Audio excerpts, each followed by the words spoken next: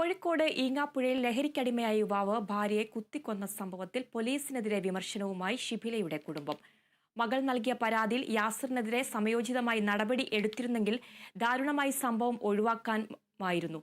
കൊലപാതകത്തിൽ യാസിറിന്റെ കുടുംബത്തിനും പങ്കുണ്ടെന്ന് ഷിബിലയുടെ മാതാപിതാക്കൾ ആരോപിച്ചു. യാസിറിൽ നിന്നും ഷിബില നേരിട്ടത് ക്രൂര പീഡനമാണ്. യാസിറിന്റെ ലഹരി ഉപയോഗമടക്കം ചൂണ്ടിക്കാട്ടി ഷിബില നൽകിയ പരാതിയിൽ പോലീസ് നടപടിയെടുത്തെങ്കിൽ മകൾ ജീവനോടെ ഉണ്ടാകുമായിരുന്നുവെന്നും ഷിബിലയുടെ പിതാവ് പറഞ്ഞു. കഴിഞ്ഞ 28-ന് പോലീസ് സ്റ്റേഷനിൽ പരാതി നൽകി. 4 ദിവസത്തിനു ശേഷം പോലീസ് ഒത്തുതീർപ്പിന് സ്റ്റേഷനിലേക്ക് വിളിപ്പിച്ചിരുന്നു. പിന്നീട് ഇടപെടലുകൾ ഒന്നും ഉണ്ടായില്ല. ഓനോട് കുറച്ച് സാധനങ്ങൾ ഓൾക്ക് തരാൻ വേണ്ടി പറഞ്ഞു. എന്തോ സർട്ടിഫിക്കറ്റും കാര്യമൊക്കെ ഉണ്ട്. ആ സാധനങ്ങൾ 2 ദിവസം കഴിഞ്ഞിട്ടില്ല, ഒരാഴ്ച കഴിഞ്ഞിട്ടില്ല. പിന്നെ അതിനെപ്പറ്റി ഒരു വിവരമില്ല. അവർ സ്റ്റേഷനിൽ നിന്ന് പറഞ്ഞു അവർ കൊണ്ടു തന്നില്ലെങ്കിൽ നിങ്ങൾ വിളിച്ച് വിവരറിയിക്കേണ്ടി.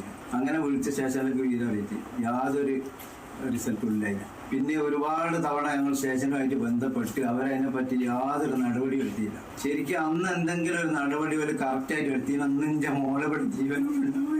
യാസിറും ഷിബിലയും തമ്മിൽ പ്രശ്നങ്ങൾ രൂക്ഷമായപ്പോഴും ആവർത്തിച്ച് അഭ്യർത്ഥിച്ചിട്ടും പ്രശ്ന പരിഹാരത്തിന് യാസിറിന്റെ മാതാപിതാക്കൾ തയ്യാറായില്ല. യാസിറിന്റെ കുടുംബത്തിന് കൊലപാതകത്തിന്റെ ഉത്തരവാദിത്വത്തിൽ നിന്ന് ഒഴിഞ്ഞു മാറാനാവില്ല.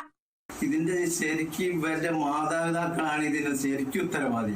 അവർ ഇതിന് തക്കതായ ഒരു നടപടി പോലും ഇതിന് എടുത്തില്ലെങ്കിൽ ഇങ്ങനെ സംഭവിക്കില്ലായിരുന്നു. ഇതിനോന് എത്ര വലിയ ശിക്ഷ കൊടുക്കാൻ പറ്റും അത് കൊടുക്കണോ?